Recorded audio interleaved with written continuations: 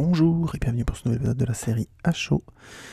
Le film d'aujourd'hui s'appelle Les Proies et je vais vous parler de celui de Sofia Coppola, mais aussi de celui de Don Siegel, réalisé en 1971. Celui de Coppola étant de 2017.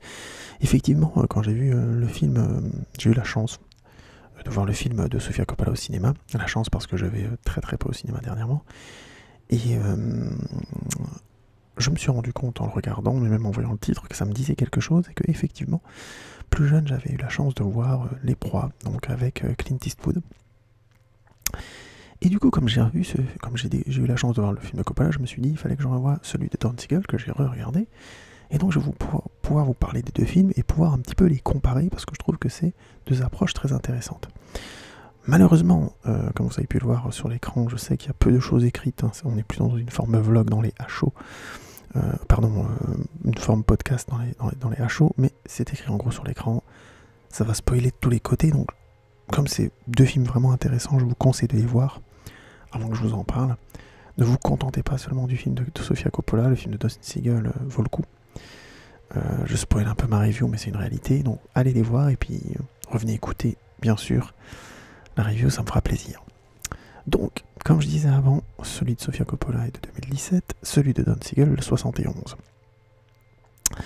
Alors, Sofia Coppola, je pense que vous la connaissez, hein, Lost in Translation, Marie-Antoinette, entre autres, réalisatrice très intéressante. Et par contre, Don Siegel, peut-être que vous connaissez un petit peu moins, c'est notamment lui qui a réalisé le premier Dirty Harry, l'inspecteur Harry.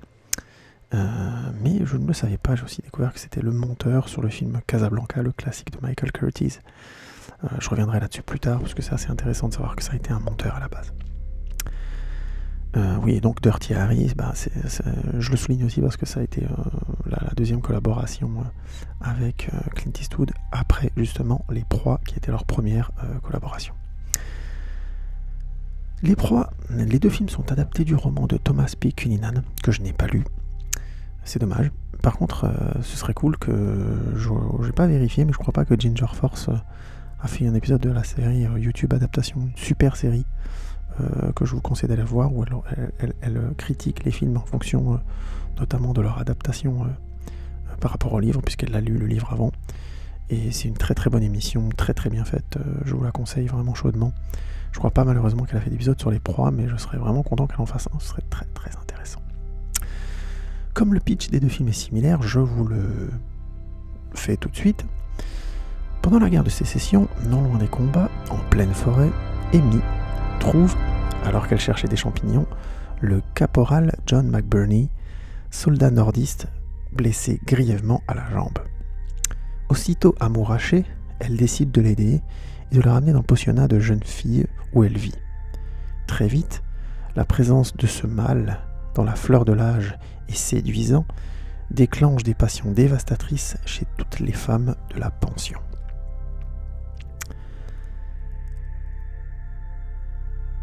Comme je le disais avant, mais je le redis, c'est difficile de parler de ce film sans spoiler. C'est pour ça que finalement, j'estime que toute la review est spoiler.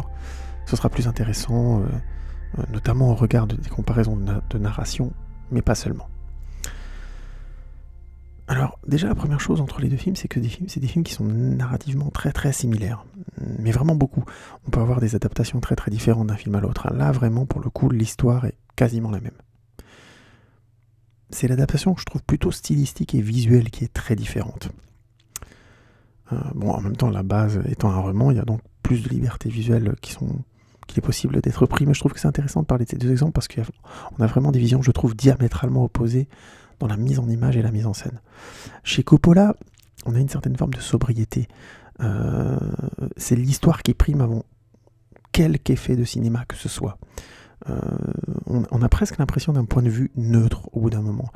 Le film donne très peu ou pas du tout d'indices sur le point de vue adopté. Est-ce que c'est celui des femmes? Est-ce que c'est celui du caporal McBurney? Très difficile à dire. Il y a quelque chose de l'ordre du neutre. J'ai eu l'impression quand j'étais au cinéma de voir un film quasi clinique. Tout le point de vue est de suivre assez, drastiquement l'histoire. Alors, il faut me comprendre, c'est pas une critique du tout. Hein. C'est pas simple d'essayer de trouver ce point où il y a une certaine forme de neutralité visuelle pour raconter. Parce que le cadre oriente énormément le point de vue. Hein. La manière dont on filme une séquence oriente énormément ce qu'on va appréhender de cette séquence en tant que spectateur. Mais ici, j'ai un bon exemple. C'est par exemple, très vite au début du film, la topographie du pensionnat où les femmes vivent est très vite transparent. On comprend vraiment où se situe où par rapport à quoi, où est la chambre, où est le caporal, où se trouve la salle à manger grosso modo, la salle de cours, comment le bâtiment est orienté. Enfin, tout ça devient très visible très rapidement. On comprend vite le salon, la cuisine, le rez-de-chaussée, les chambres des femmes à l'étage, etc. Le caporal, lui, est enfermé dans une chambre à l'étage aussi. Enfin voilà, il y a quelque chose comme ça qui est évident et qui rend le film encore plus transparent. Chez Don Siegel, par exemple, par contre, c'est plus confus, c'est beaucoup moins clair en termes de topographie. Oui, je vais peut-être pas préciser pour la petite parenthèse, mais la topographie, c'est comment on se repère dans l'espace, dans le film. Ça a l'air con, mais c'est un truc très important pour que les spectateurs ne soient pas perdus en train de se demander qui est où par rapport à qui. Il faut que ce soit très évident, faut que ce soit très fluide ça. Et c'est très très difficile quand on a des immenses espaces. Un exemple qui me vient en tête là de manière, alors c'est peut-être un peu déplacé, mais c'est les Harry Potter, je trouve comme Poudlard est un lieu magique, par définition il est difficile à topographier et je trouve qu'il n'y a pas beaucoup de films qui s'en sortent bien. Le seul film où j'étais grosso modo moins perdu dedans et je trouvais que ça fonctionnait un peu mieux, c'était le Prisonnier d'Azkaban, où j'ai l'impression d'avoir vraiment traversé un bâtiment. Les autres, à part les deux derniers où effectivement bon bah ça commence à être la guerre et donc champ de bataille et tout là on commence à piger un peu plus la structure architecturale, mais dans les autres je trouve que c'est très très fouillis. Alors des fois c'est voulu dans les films de Chris Columbus pour donner quelque chose de magique et d'éthéré, je pense, mais dans la plupart, à part dans celui d'Alfonso Cuarón, le troisième, c'est très très confus, ça ne fonctionne pas beaucoup, ce qui fait que souvent on est un peu... ils sont à des endroits, mais ils pourraient être à d'autres, que ça ne changerait pas grand chose. Bref, tout ça pour dire, la topographie, c'est difficile de la rendre fluide et évidente. Il y a des maîtres pour ça, hein. Par exemple Steven Spielberg, pour prendre un exemple tout con, mais dans Jurassic Park, on sait tout le temps où on est, c'est juste impressionnant, quoi. On n'est absolument jamais perdu à cet endroit-là, ce qui fait qu'on suit l'action avec beaucoup de simplicité et qu'on a une impression de toujours savoir où est qui par rapport à quoi et par rapport à qui. Bref, je ferme la parenthèse. Donc dans le film de Don Siegel, la topographie est beaucoup plus confuse. L'exemple, c'est qu'on a souvent un plan sur une fille qui est sur le toit du pensionnat et ce toit ne correspond pas on a souvent une sorte de contre-plongée, qui correspondrait à son point de vue sur le sol, ou ce qui se passe au sol, et ça correspond pas.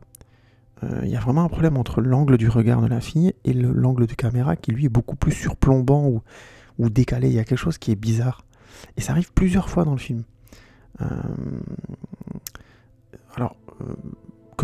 Sachant que Don Siegel vient plutôt du montage et que les proies, si je dis pas de bêtises, c'était un de ses premiers films. Alors peut-être que je dis des conneries, vous me corrigez si c'est le cas, mais j'ai eu l'impression que c'était un de ses premiers films parce que ça c'était vraiment assez flagrant comme erreur.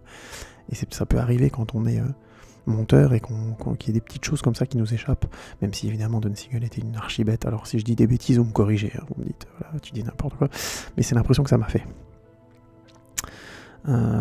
Malgré cette difficulté topographique, je trouve, qui rend le film par moments un peu confus, chez Siegel, le point de vue, il vient plus dans les effets.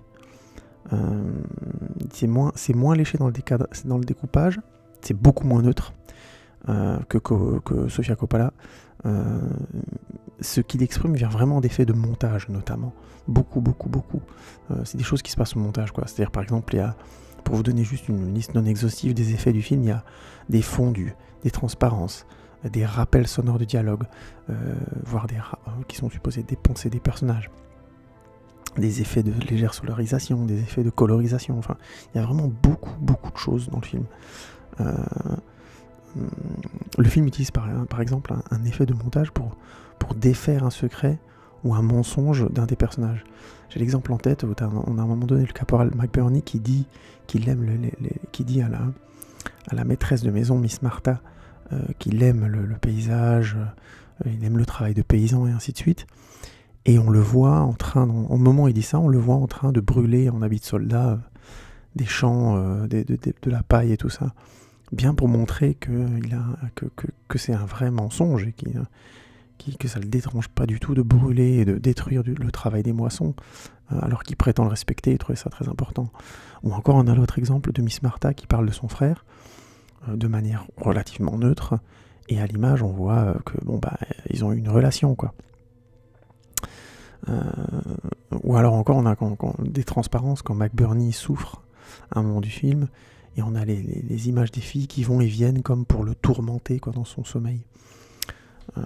Ou alors encore, on a aussi une transparence quand Miss Martha désire le caporal McBurney. On a des transparences pour jouer sur pour faire comprendre qu'elle est en train de rêver avec ses scènes oniriques, même des jeux de couleurs, bref. Beaucoup d'effets visuels qui marquent le film déjà, alors qu'il est très léché visuellement, hein. Ça reste un film qu'on peut ranger dans le cinéma classique hollywoodien, même si tous ces effets-là ont tendance à vraiment le marquer dans les années 70.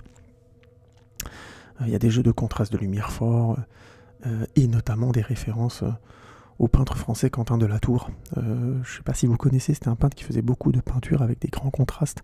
Souvent la même technique, c'était des gens qui ont une bougie et qui mettent la main devant.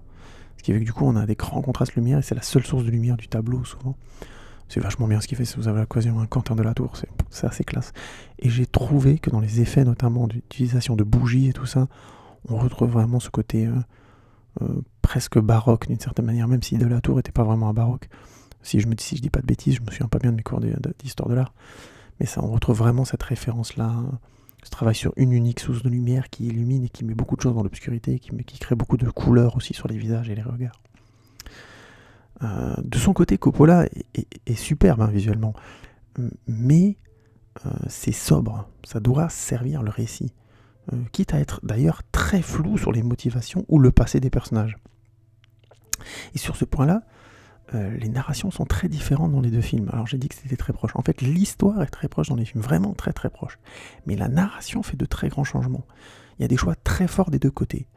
Chez Coppola, déjà le casting, il est lourd, mais alors très lourd. Il n'y a pas beaucoup de films qui sortent avec des castings pareils. On a Nicole Kidman, hein, évidemment, plus besoin de la présenter. Moi, l'un des films où je l'aime beaucoup, c'est dans The Others, où je la trouve formidable. Dogville aussi, enfin bon bref, on la présente plus. Kirsten Dunst, hein, qui est évidemment la Mary Jane des Spider-Man de Raimi, mais aussi Marie-Antoinette, enfin bref, Mélancolia. Colin Farrell, où je pourrais le présenter avec beaucoup de films, mais je dirais simplement Le Rêve de Cassandre, si vous l'avez jamais vu, de Woody Allen, il est excellent dedans. Elle Fanning, qui est un peu une nouvelle petite star qui monte, et qui était dans le rôle, on va dire, étrange et magnétique du dernier Winding Refn, The Neon Demon, que je conseille de voir, qui est un film complètement hardcore, faut attacher sa ceinture, mais c'est un très bon Winding Refn. Et on a aussi Una Lawrence, qui joue notamment la fille de Jake Gyllenhaal dans Southpaw. En français, ils ont traduit ça, La rage au ventre, je crois. Et elle était très très bien d'ailleurs dans le rôle, vraiment excellent rapport avec Jake Gyllenhaal. Et même, on a Angourie Rice, qui joue la fille de Russell Crowe dans l'excellent The Nice Guy oh zut, ça me revient pas. Ah, The Nice Guy. Ah merde, Shane Black, de Shane Black, et qui est super bien dans le film. Si vous n'avez pas vu The Nice Guy, matez-le. Je ferai peut-être une review dessus parce que c'est vraiment très très bon. Et elle joue aussi le rôle d'un personnage secondaire dans le dernier Spider-Man Homecoming. Bref. Mais elle, pour le coup, Angourie Rice dans le film est un perso très secondaire, hein. Je crois que son rôle c'est genre de jouer du piano, hein. Je caricature mais vraiment très lointaine, contrairement à ceux que j'ai cités avant. En tout cas c'est un casting hyper solide, même pour les personnages secondaires. C'est pour ça que je parlais aussi de Angourie Rice. Tous les acteurs avaient fait leur preuve avant. C'est des bons, c'est des gens qui savent tenir les rôles, que ce soit Farrell ou tout le casting féminin, ils sont vraiment excellents. Vraiment tout le monde est excellent. Et un casting aussi lourd et aussi professionnel, j'ai envie de dire, même pour les actrices plus jeunes, c'est parfaitement logique parce que Coppola compte beaucoup sur l'histoire. Les personnages vont s'exprimer par leurs jeux, leurs mots, leurs attitudes, et c'est ça qui va aiguiller ce que le spectateur peut, entre guillemets, savoir de l'histoire. Il y aura, entre guillemets, rien d'autre en termes d'effets. Du coup, le récit est très neutre. Mais comme c'est une histoire passionnante, l'absence de passé ou d'explication autre que l'action rend le film très questionnant et très complexe. C'est très difficile d'avoir des certitudes sur ce que pensent les personnages et sur leurs intentions. Par exemple, difficile de savoir si le caporal a de très mauvaises intentions ou s'il est juste un séducteur volage. Farrell est vraiment séduisant, mais il a toujours une part de fragilité. Du coup, c'est impossible de savoir si il joue de sa fragilité ou si c'est sa manière d'appâter pour séduire. Alors qu'à l'inverse, chez Don Siegel, on a beaucoup plus d'indices. Comme dit avant, le montage contraste par exemple avec la parole des personnages. McBurney est clairement, donc le même personnage que Colin Farrell, interprété par Clint Eastwood, est clairement un gros menteur et un assassin sans scrupules. On le voit dans des effets de montage qui contrastent avec sa parole. Brûler donc les fameux spots de paille, mais dire qu'il aime les paysans, raconter qu'il a de la bonté au combat, alors qu'en fait c'est un gros assassin et on va dire un soldat lambda, qui n'a pas plus de chevalerie en lui que n'importe quel soldat. On voit notamment le passé de Miss Martha qui est évoqué par le montage, le rapport avec son frère, donc voilà, j'avais dit que je spoilais à mort malheureusement, donc si vous l'avez pas vu tant pis, mais donc elle a un rapport incestueux passionnel avec son frère. On voit aussi qu'elle rêve, son rêve qui révèle le fantasme de Miss Martha pour notamment le caporal McBurney, mais aussi pour Edwina, puisqu'elle s'imagine dans une partie à 3. Le personnage est donc clairement frustré et elle désire être séduite clairement par McBurney. Coppola, chez Coppola, je trouve que c'est pour le coup beaucoup plus difficile à savoir. A priori, Miss Martha, donc interprétée par Nicole Kidman, est séduite par McBurney, mais rien permet vraiment d'être sûr. Aucun élément n'est certain sur son passé, sur ses intentions, je trouve. C'est une gouvernante sudiste, elle est clairement pro-esclavage, même si le film insiste pas trop là-dessus. Elle a des valeurs conservatrices, on le sent plus ou moins, mais je trouve pas que le film insiste non plus là-dessus. Mais finalement, même si elle a la volonté de protéger McBurney, c'est un peu bizarre, parce que Miss Martha semble être une patriote acquise à la cause sudiste. En tout cas, c'est ce qu'elle dit, et ça peut être tout à fait vrai. Même quand elle ampute McBurney, désolé, gros spoiler de nouveau, l'argument est cohérent. Elle n'est pas médecin, il vient d'avoir une sorte de fracture, elle fait ce qui lui paraît juste pour éviter qu'il meure. Peut-être que McBurney a exagéré le désir de Miss Martha pour lui, c'est aussi tout à fait possible, peut-être aussi qu'il a raison, mais on est laissé, je trouve, dans le flou, et c'est clairement voulu par la mise en scène qui tout ce qu'elle confirme, c'est que McBurney essaie vraiment de les séduire toutes, et que chacune à leur manière, elle joue avec ça, et que ça dérape.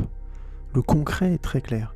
Les intentions, par contre, des personnages restent très floues, et le film joue vraiment sur cette ambiguïté du désir, et sur cette complexité, pour en faire son vocabulaire. Chez Don Siegel, comme dit avant, par contre, Miss Martha fantasme clairement sur McBurney. Elle est frustrée par l'absence de son frère et leur rapport incestueux. Du coup, c'est plus pensable que Miss Martha se venge quand elle ampute McBurney, parce qu'elle lui laisse la porte ouverte le soir même où il est poussé dans les escaliers par Edwina. Il choisit la plus jeune, donc il est tout à fait possible qu'elle soit triplement vexée d'une certaine manière. Mais en même temps, chez Don Siegel, la scène de l'amputation est très différente. Elle est graphique. Les effets spéciaux sont malheureusement un peu datés, donc ça c'est un petit peu ce qui trahit l'âge du film, entre guillemets. S'il y a un élément qui le trahit, au-delà de la qualité de l'image, qui peut déranger certains, moi je trouve que c'est très très beau, que ça pose aucun souci. C'est vraiment les effets spéciaux, le sang très très rouge, l'os qui ressemble à tout sauf à un os. Mais il y a un côté vraiment baroque dans la mise en scène. Les regards des différents protagonistes sont très expressifs, il y a de nouveau ce travail sur la lumière à la bougie, le son de la scie qui est très très fort quand elle commence à couper, quand elle coupe tout du long l'os de la jambe, et il n'y a aucune musique, il y a même le silence comme ça. Je trouve que c'est une scène qui fonctionne encore plutôt pas mal, les effets spéciaux jurent un peu, et puis un peu certaines expressions font un peu théâtrales.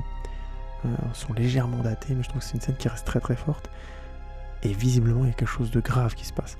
Et même Miss Martha, du coup, elle est choquée. Et on voit qu'elle est choquée, on ressent qu'elle est choquée.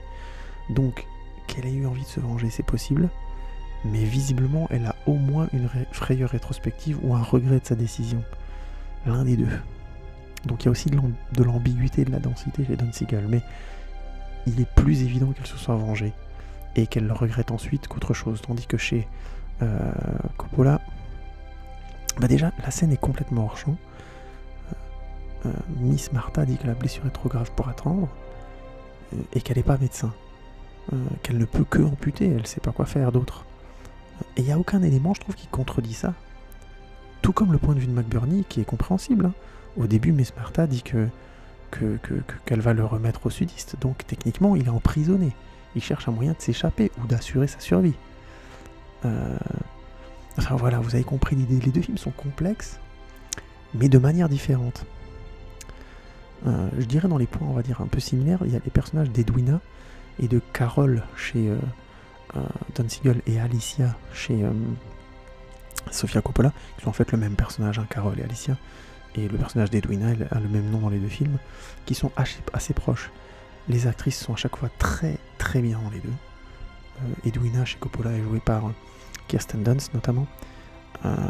C'est une professeure ingénue et romantique, hein, qui se fait séduire facilement par les gros mensonges ou peut-être simplement par son talent de séduction de McBurney. Hein. Encore une fois, c'est difficile à cerner chez Coppola.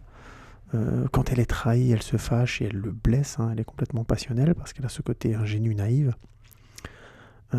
Et le personnage de Carol Alicia, bah, c'est le personnage de la jeune curieuse de la sexualité qui est provocante et qui sous-estime les conséquences de ses actes.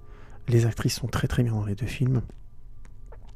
Ce sont des jeunes femmes qui ont à chaque fois 17 ans et qui provoquent McBurney et qui sont finalement dépassées par les jeux d'adultes. Donc ça, ces deux personnages sont les plus lisibles des deux films d'ailleurs, hein, et donc les plus similaires entre les deux films. Par contre, c'est plus intéressant de s'axer sur les grosses différences entre les deux films. Dans Coppola, chez Sofia Coppola, il y a l'absence de Ali, la servante noire.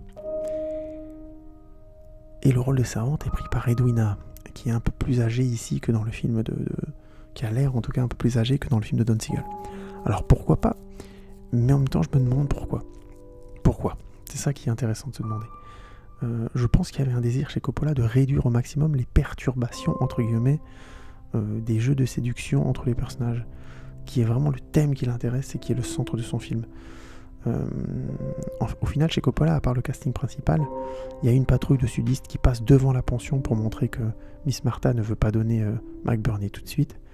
Sinon, tout le reste de l'histoire, ça se passe vraiment entre McBurney, Miss Martha, Edwina, Alicia et Amy, au cœur du film. Et même les deux autres filles, comme je disais, il y en a encore deux d'ailleurs, celle jouée par Angourie Rice et l'autre, sont très secondaires.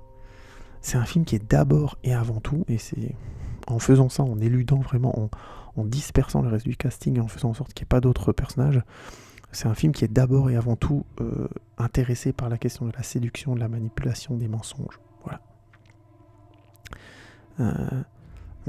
Mais dans les actes, parce que c'est très difficile de savoir les motivations réelles des personnages. Encore une fois, le film se axe là-dessus, et du coup, il vire toute perturbation. Parce que par exemple, c'est Don Siegel, la servante noire insiste sur la part raciste et esclavagiste de Miss Martha et des filles. Il y a une fille notamment à un moment donné, j'ai un exemple en tête, qui propose de pendre McBurney, donc il y a un côté sudiste un peu sanglant, qui a l'habitude de voir des esclaves se faire pendre et que du coup propose cette solution-là. En tout cas, c'est comme ça que je l'ai lu. Tandis que la servante, donc Ali, qui a un fort caractère, elle est d'abord méfiante avec McBurney, ensuite elle est un petit peu séduite, avant que même McBurney, donc qui est nordiste, entre guillemets, quand je dis même c'est parce que c'est un nordiste, montre des relents de racisme, sous-entendant qu'il va peut-être la violer, et du coup ça lui rappelle à elle aussi dans la même séquence, encore une fois un effet de montage, le viol qu'elle a subi visiblement aux mains du frère de Miss Martha. Le point de vue donc de Siegel est très fort, C'est un personnage, grâce au personnage de Ali, elle dit qu'il n'y a personne à sauver, entre guillemets, dans la guerre de sécession. Siegel dit qu'il n'y a personne à sauver dans la guerre de sécession entre le Nord et le Sud. Chez Siegel, il y a une vraie réflexion indirecte possible sur la guerre de sécession. Et Siegel est plutôt un radical. Comme je le disais avant, il a réalisé Dirty Harry, qui est un film symbole de la justice expéditive. Hein.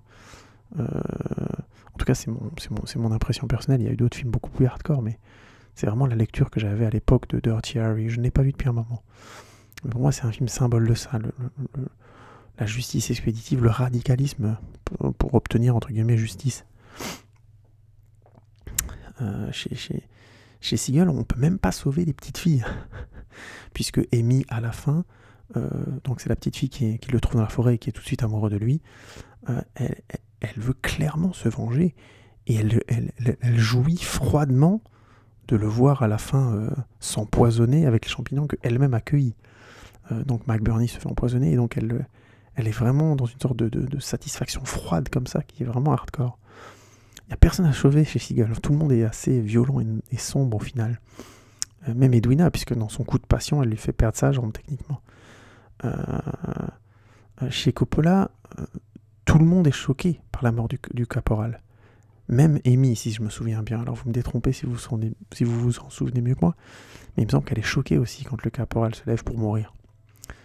D'ailleurs, la mort du caporal est hors champ chez Siegel. Et elle est dans le champ chez Coppola. Vous voyez, quand je dis qu'il y a vraiment des... C'est la même histoire, mais en même temps, elle est racontée finement différemment. Chez Coppola, il meurt dans le champ, mais c'est très sobre. C'est-à-dire, je crois que ça se passe comme ça. Donc Farrell, le caporal, comprend qu'il est empoisonné.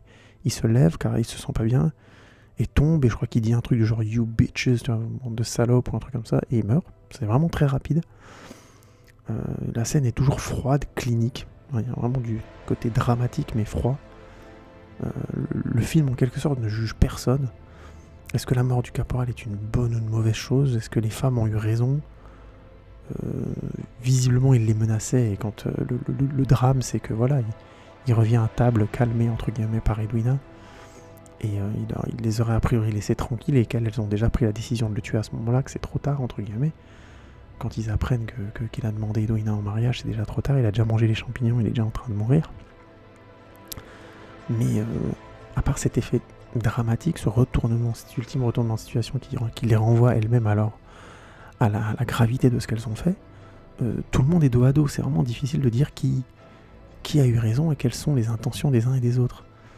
C'est un film de conditions humaines à hauteur des personnages. Quand on est dans l'action, les grands jugements moraux sont souvent déplacés, quoi. Encore plus quand on parle de séduction, puisqu'on est vraiment dans quelque chose de l'ordre qui est à la frontière de la morale. On manipule un peu, on est un peu dans une forme de rapport, entre guillemets, qui se joue sur des non-dits aussi. Tout n'est pas lisible dans la séduction, c'est une forme de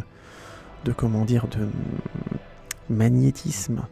Et ce magnétisme ne se produit pas si on est dans de l'explication pure, directe, dans un dialogue, on va dire, absolument frontal. Il y a une part du désir qui vient du mystère aussi. Donc on ne peut pas tout dire. C'est un mélange de désir et de frustration qui est difficilement avouable, la séduction. Ce qu'on peut se dire, c'est que le caporal a clairement sous-estimé les répercussions de séduire plusieurs femmes de tous les âges. Et ça, en quelque sorte, c'est mal. C'est la seule chose qui est concrètement mal dans l'histoire. Mais sans ça, c'est un film très complexe. Et il évite vraiment les grands jugements moraux. Chez Siegel, la mort, donc je reviens sur la mort du caporal, elle est hors champ. Elle se joue sur une nature diabolique du groupe de femmes qui reste là, entre guillemets, quasiment sans bouger à table. Le film dissémine des éléments de nature biaisée ou perverse chez la plupart des femmes, que ce soit Miss Martha, Carole et ses avances, donc Miss Martha et son désir de threesome par exemple, ou de partie à trois, Carole avec ses avances sexuelles et sa jalousie meurtrière, puisqu'elle a deux doigts de faire tuer le caporal par un groupe de sudistes qui rentrent dans la maison, qu'elle provoque pour venir dans la maison. La violence meurtrière d'Edwina, comme je le disais avant, sur le coup de colère, et la vengeance froide meurtrière d'Amy. Le caporal, de son côté, est un salaud manipulateur, un assassin, clairement. Mais le film contrebalance par la répercussion par les répercussions violentes des femmes qui sont séduites et trahies ensuite par le caporal. Toutes, hein. Miss Martha lui coupe la jambe, Carol est à deux doigts de l'envoyer en prison et se faire exécuter, Edwina lui fait tomber, lui cause la fameuse fracture de la jambe de manière passionnelle, et Amy finalement l'empoisonne. D'ailleurs, la fin du film, avec une chanson chantée par Eastwood lui-même, est forte. Il a sous-estimé la furie des femmes. C'était grosso modo une couleuvre dans un nid de vipère. Et c'est renforcé par le contexte de la guerre de sécession, puisque il est prisonnier techniquement d'elle. À tel point que Miss Martha lui propose de prendre la place de son frère pour devenir l'homme de maison. Donc il y a vraiment quelque chose d'ambigu qui est renforcé dans la mise en scène, dans les choix de narration de Don Siegel. Alors qu'à l'inverse, chez Coppola, il y a une grosse différence, si je me souviens bien. C'est le caporal, donc c'est McBurney, donc Colin Farrell, qui se propose comme jardinière Miss Martha. Et c'est Miss Martha qui dit qu'elle va réfléchir, au moment où je pense qu'elle est un petit peu séduite. Le caporal veut visiblement être l'homme de la maison, puisqu'il séduit toutes les femmes. C'est la quasi seule certitude du film, j'ai envie de dire. Il aurait presque envie de rester là et de butiner, entre guillemets, si je peux me permettre. Donc le film est plus clair, je trouve. Ce qu'il dit clairement, c'est qu'il ne faut pas trahir plusieurs femmes en même temps. Je caricature en restant dans le concret. Parce que comme j'ai dit, c'est un film qu'on peut interpréter de manière très différente, notamment parce que les intentions des personnages restent très floues.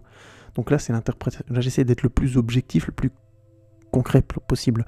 La sensation que j'en ai eue, c'est que, effectivement, le rapport entre Amy et le caporal est beaucoup plus fort, et c'est vraiment Amy qui va finalement avoir le rapport le plus passionnel en tant que jeune enfant, femme-enfant, avec le caporal, puisqu'elle va aller jusqu'à oser l'empoisonner. Alors qu'il lui fait visiblement aveuglément confiance. Chez Don Siegel, le film, ça je suis obligé de le dire aussi, dans le rapport à Amy justement, rajoute une dimension pédophile à McBurney, puisque la première séquence, ça c'est un truc hardcore, hein, c'est là qu'on voit un film que c'est un film des années 70, le caporal McBurney se cache avec Amy dans un fourré, et il lui demande tout de suite son âge, elle dit genre qu'elle a 11 ans, ou je sais plus, ou 13 ans, je sais plus, et il lui dit qu'elle est assez vieille pour être embrassée, et il l'embrasse, quoi. Donc chez Siegel, McBurney et les femmes sont vraiment dos à dos. Ils ont vraiment tous une part obscure, voire immorale, très forte, doublée par une hypocrisie et des mensonges. Exemple, Miss Martha est supposée avoir des codes moraux qu'elle enseigne aux enfants, mais en même temps elle est incestueuse. Voilà, donc c'est un exemple parmi d'autres, mais tous les personnages chez Don Siegel sont très sombres. Il y a vraiment des frustrations violentes très fortes à l'écran. Chez Coppola, par exemple, seul McBurney est clairement identifiable comme immoral, encore une fois, puisqu'il séduit et trahit. Et il est puni pour ça. C'est surprenant, mais le film est plus sobre. Et le film le plus sobre des deux n'est pas forcément le plus neutre moralement, entre guillemets. Je trouve que chez Don Siegel, on sort en se disant qui avait vraiment raison, qui avait vraiment tort. Tout ce qu'on sait, c'est qu'à la fin, il est mort et qu'il y a quelque chose de presque diabolique dans cette situation, au-delà des personnages. Alors, je me suis un peu laissé aller dans les interprétations de ça. J'espère que vous avez vu les deux films, sinon vous n'avez pas dû comprendre grand-chose à ce que je racontais, même si j'ai essayé d'être lisible. Alors bon, là je pense qu'on peut faire un petit bilan quand même. Alors, c'est deux très très bons films, voire deux excellents films. Chez Coppola, le casting est génial et il a toute la latitude pour exprimer son talent parce que la mise en scène est minimaliste, quasi théâtrale. Elle laisse beaucoup d'espace aux acteurs pour exprimer leur talent et leur travail, et Dieu sait qu'ils en ont. C'est pas pour rien, je trouve que le film a eu la prix de la mise en scène au Festival de Cannes 2016, si je dis pas de bêtises, et c'est largement compréhensible, il l'a mérité. Je sais pas quel film il y avait en face, mais c'est vraiment excellent. Choisir ce casting là pour le laisser s'exprimer aussi bien dans une mise en scène aussi sobre, aussi juste dans le sens parce qu'elle a un point de vue précis, elle veut être neutre et elle l'est de A à Z et c'est vachement fort. c'est un excellent exemple d'utilisation d'un casting lourd pour de bonnes raisons. Personnellement, j'arrive pas à départager les acteurs entre eux tellement le casting est bon.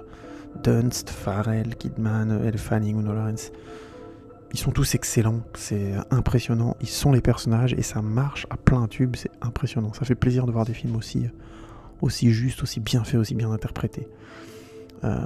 Le sens du film est moins intéressant à mon sens que le film de Seagal.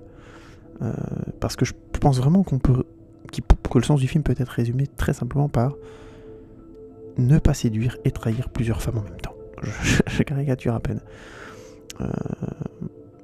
Même si c'est pas tout à fait vrai, parce que le film, en donnant peu d'indices sur les motivations des personnages, se concentre sur le désir sans exagérer. Du coup, ça devient un très beau film sur les conséquences de la frustration et du désir. Au final, tous les personnages finissent blessés chez Coppola. Il y a quelque chose de romantique chez Coppola, je pense. Je pourrais résumer comme ça. Le film de Don Siegel, le casting a été construit autour de Clint Eastwood, où c'était la première fois que Clint Eastwood jouait le rôle d'un méchant en quelque sorte. Excusez-moi, hein, je crois qu'il y a un grésillement, je sais pas pourquoi dans le casque. Faut m'en excuser, je sais pas, je dois avoir un petit souci technique. J'espère que ça vous gênera pas trop à l'écoute. Donc je disais que le casting a clairement été construit autour de Clint Eastwood, dont c'était le premier rôle de méchant, hein, puisqu'il incarnait jusque-là toujours des héros et ainsi de suite, notamment dans les westerns. Et ça explique aussi pourquoi le film a pu se permettre de faire exploser les barrières morales. Eastwood voulait aller vers la part sombre et casser son image de héros immaculé. Et il faut être honnête, putain, c'est réussi quoi. Le mec il est pédophile dès la 2e minute du film. Je pense que voilà quoi, ça en dit long sur ce qu'il va faire quoi. C'est un menteur, un assassin. Il menace de violer, donc on peut imaginer qu'il l'a déjà fait. Enfin, une horreur quoi. Donc pour revenir sur le film en lui-même, chez Seagal c'est un film plus baroque, mais l'histoire est clairement plus ouvertement vénéneuse aussi. La mise en scène a vieilli, hein. Certains effets sont un peu lourds parfois, les transparences et les trucs comme ça, bon voilà. Je sais pas si le public actuel peut encore adhérer tout à fait à ça, je pense que c'est un super film à regarder, mais je me dis que par moments ça risque de vous piquer les yeux peut-être un peu. Mais je trouve que malgré tout le film est très efficace dans son rythme, voire carrément moderne. Je disais au tout début que Seagal était un monteur, et en fait j'ai appris que c'était aussi un monteur très apprécié à l'époque, à tel point que, pour la petite parenthèse, il voulait réaliser un premier film il y a longtemps, mais le producteur chez qui il était sous contrat dans le studio pour lequel il bossait faisait en sorte qu'il puisse pas, entre guillemets, faire son film parce qu'il était trop bon comme monteur et qu'il voulait le garder au poste de monteur, quoi. Donc, vous voyez, tellement le mec était fort. Et franchement, ça se sent, le film est excellemment rythmé. C'est un film qui est très moderne, je trouve qu'il est hyper efficace. Je suppose, et j'ai aucun doute que Coppola l'a vu avant de faire sa propre version, je peux vous garantir qu'elle a passé un bon moment. C'est vraiment un film très efficace et qui a, en ce sens, très bien vieilli, je trouve.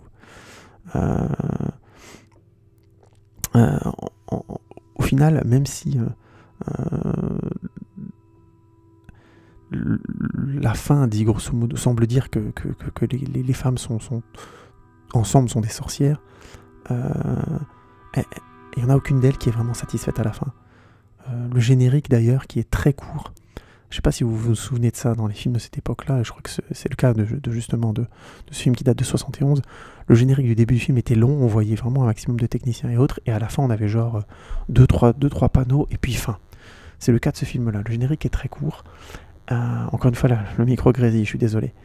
Je sais pas d'où ça vient, donc je peux pas le résoudre, je trouverai une autre fois. Là j'ai bientôt fini, donc ce sera pour une prochaine fois. Donc je disais, le générique est très court, hein, comme ces films qui finissent, on a la fin, puis on a le panneau fin qui arrive, et boum, c'est terminé. Là c'est à peu près la même chose, il y a 2-3 panneaux. Ce qui donne du coup, ce qui laisse traîner, on n'a pas le générique pour sortir du film. Vous savez, ce générique long qu'on a actuellement avec les déroulés, le panneau déroulant et tout le bordel, la musique, voire d'autres musiques pour nous sortir du film. Là vraiment pas.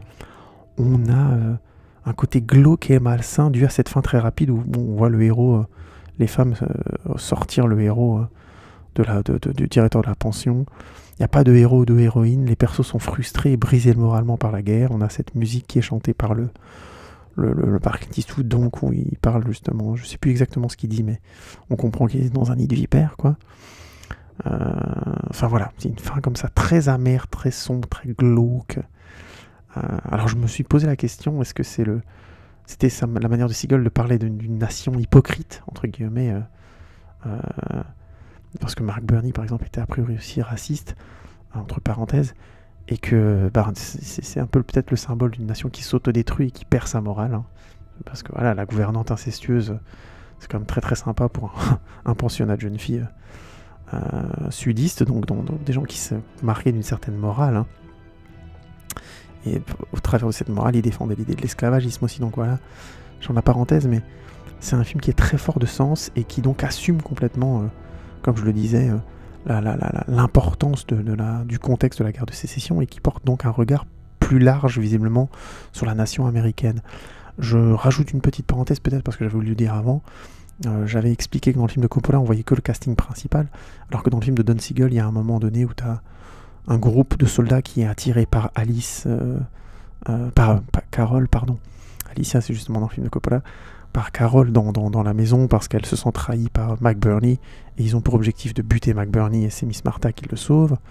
Ensuite, on a un autre groupe, encore une fois, de soldats sudistes qui passent et qui essayent de venir fricoter grosso modo avec les filles et c'est Miss Martha qui arrive à les faire sortir, à les convaincre de se barrer, mais on est à deux doigts je dirais pas du viol, mais de la bonne grosse agression bien dégueulasse. Donc du viol, oui, en fait. Donc voilà, on a vraiment tout un contexte qui est très présent dans le film, alors que dans le film de Coppola, il est très lointain. Et j'ai expliqué pourquoi, plus ou moins. Et donc, c'est pour ça que je vois un symbole quelque part de l'Amérique de cette époque, ou de l'Amérique en général, même des années 70, hein, parce que tout film est créé à son époque, évidemment. Visiblement, Don Siegel avait un regard assez critique sur l'hypocrisie américaine, et aussi bien du côté, on va dire, démocrate que républicain, si je dois politiser le truc. En tout cas, c'est mon impression. J'ouvre juste une parenthèse pour parler d'un journaliste qui a vu dans la version du film de Coppola un film plus féminin que la version du film de Siegel. Je sais plus exactement quel journaliste avait lu ça. J'avais lu cet article là, si je le retrouve, je vous le mettrai dans les liens. Je suis simplement pas d'accord. Mais la question est intéressante sur la mise en scène surtout. Siegel a un regard masculin sur la situation, ça c'est clair, on est d'accord. C'est les femmes qui contrôlent par leur tempérament, entre guillemets. C'est un cliché très masculin, c'est très macho. Je veux dire, les femmes sont contrôlées par leur tempérament dans le film, et c'est clair. Elles sont toutes prises par la passion, elles arrivent à rien gérer, quoi. Donc c'est vraiment très très très masculin, très macho comme point de vue. Mais encore une fois, le film montre McBurney comme un monstre aussi, donc est-ce qu'il est pire qu'elle? Est-ce qu'elles sont pires que lui? Difficile à dire dans le film de Siegel. De là à dire que dans le film de Coppola, il y a un regard féminin sur l'histoire, je suis pas d'accord. Je reviens sur ce que je disais avant, je trouve que c'est plutôt un regard neutre. Les femmes dans le film ne sont pas des héroïnes, quoi. Leurs motivations sont plus secrètes. Mais de là à dire qu'elles sont victimes, c'est aussi difficile à dire. Ce qu'on peut dire, c'est que Siegel juge clairement la situation, là où Coppola constate presque froidement. Et pourtant, c'est très émotionnel.